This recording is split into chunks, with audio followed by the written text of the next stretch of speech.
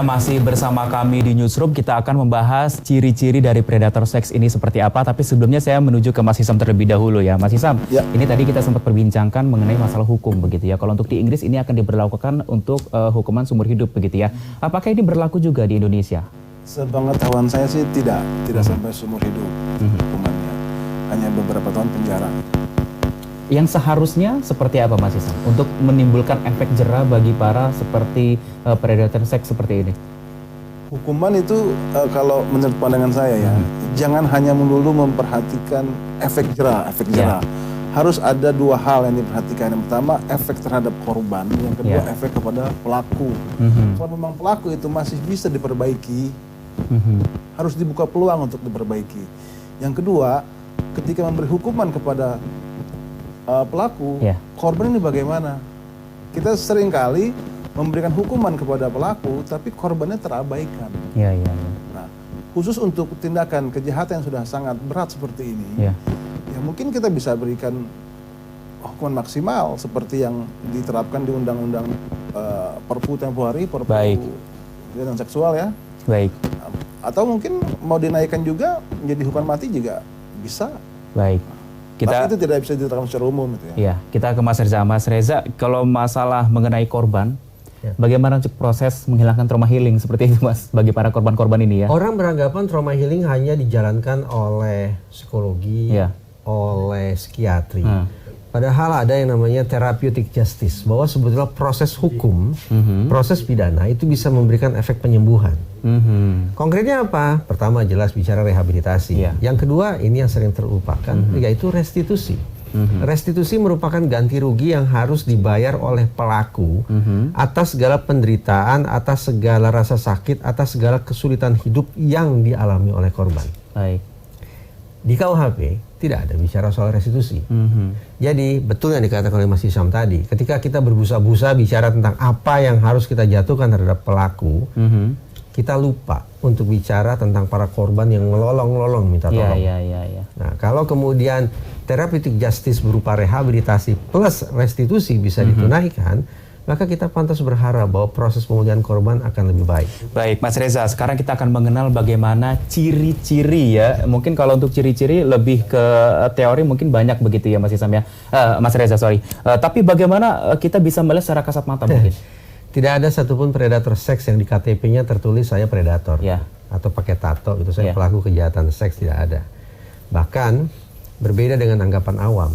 Awam selama ini menganggap pelaku kejahatan seks itu pasti kasar, pasti aut-autan, pasti mengerikan, menggunakan cara-cara yang menakutkan. Ternyata lebih lembut begitu ya? Ternyata kebanyakan predator seks justru menggunakan cara-cara yang lembut, diistilahkan sebagai grooming behavior. Dari temuan itu kita pantas khawatir. Orang yang memakai kemeja abu-abu, berjas warna coklat, pakai dasi saya warna khawatir dengan saya sendiri begitu. Kemiripan nama dan situasi kebetulan belakang. Orang yang tampak cerdas gitu ya, tampak murah senyum, justru boleh jadi di balik itu ada monster. Jadi ciri seperti apa yang harus kita waspadai? Kita tidak punya cukup hasil temuan untuk mengatakan waspadailah orang yang seperti ini. Justru terkirim pesan dari hasil studi. Orang yang diam-diam tampak menghanyutkan, di baliknya justru monster yang menakutkan. Sudah ada pepatahnya, air tenang yang menghanyutkan itu seperti yang lebih berbahaya Mas Reza ya.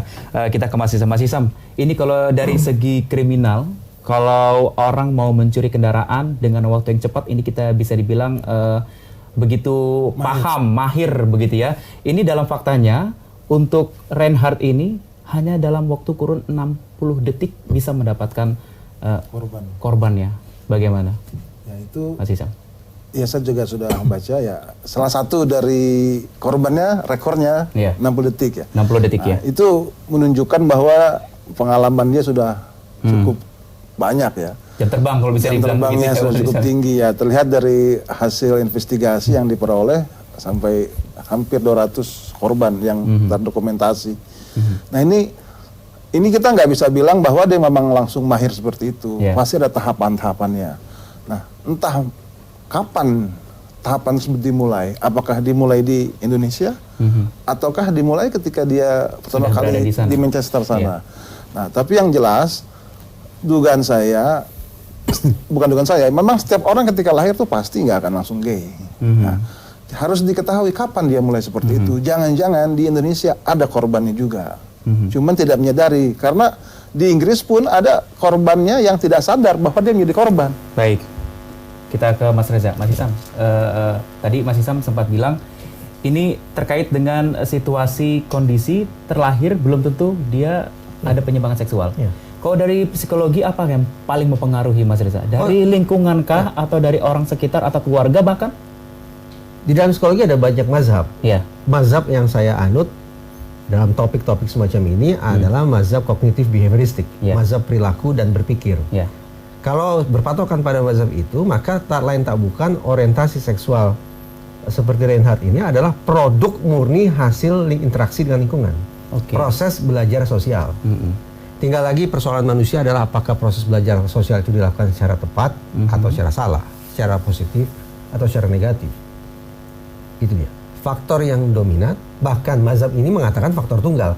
Tak lain tak bukan adalah faktor lingkungan. Lingkungan ini nomor satu.